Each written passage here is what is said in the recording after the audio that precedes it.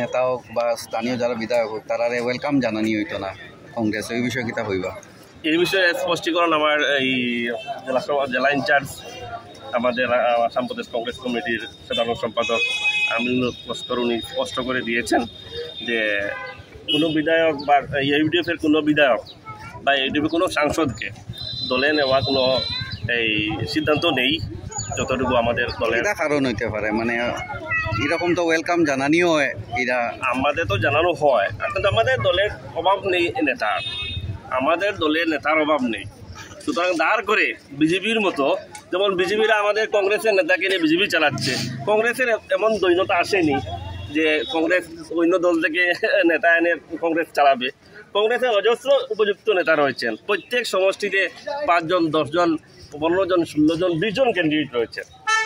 সুতরাং কংগ্রেস একটা সমুদ্রের মতো দল। 26-এ কি হাইলাকান্দি 2 আসনে কংগ্রেস বাজিমাত করতে পারবে? হাইলাকান্দি কেন, আসামে কি হবে অবস্থা দেখুন, বিজেপির দুলিশ্বাস হয়ে যাবে।